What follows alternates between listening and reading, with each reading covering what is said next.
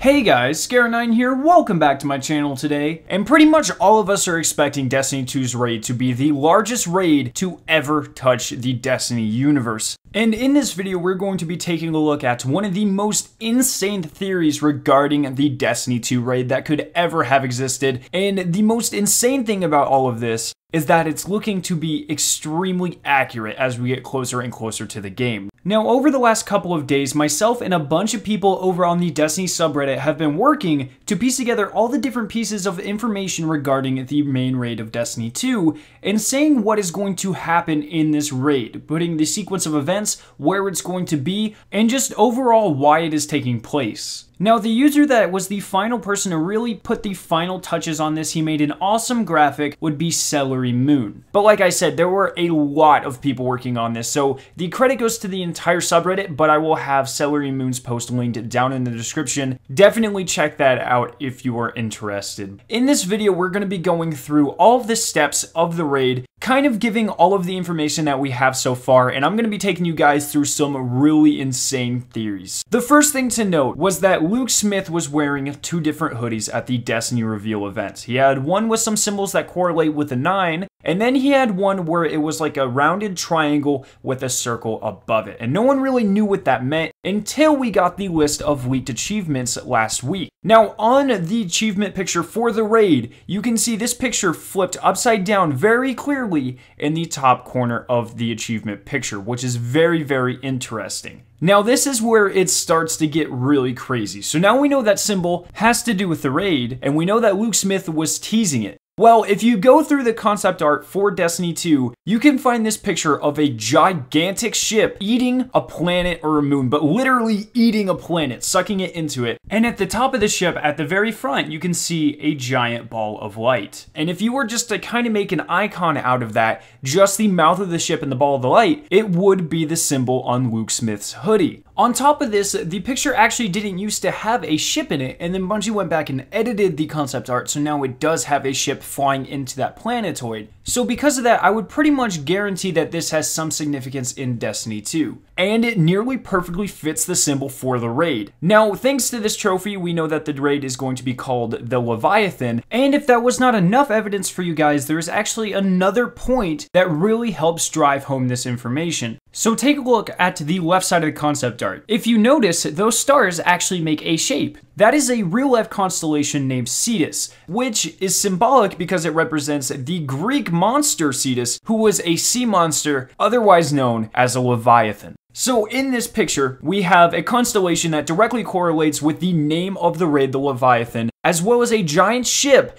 that directly looks like the symbol for the raid. So we can all but confirm based on those two things that this is going to be the main raid of Destiny 2. Now, originally, I did think it was going to be in the European Dead Zone because we saw 6 Guardians running through the European Dead Zone, but now I think that's just the beginning of the raid. So if I had to theorize how it's going to go now, we're going to start off in the European Dead Zone, and then, as you can see in the concept art, there's a ship flying onto the moon or the mini planet that the ship is eating. So we're going to go from the European Dead Zone, maybe we're going to go to Firebase Hades or something in there, and get the location of the actual Cabal Empire, which I believe to be on top of this ship. If you look very closely, you can see a lot of towers and stuff. So I think that this isn't just a planet-destroying ship, I think it is the Cabal Empire itself. So back to my theory about how the raid is going to unfold. So I believe we will go to this Cabal installation of some sort, get the location of the Cabal Empire itself, and then fly back to that planetoid that the ship is currently eating. And we're going to get sucked into the middle of it,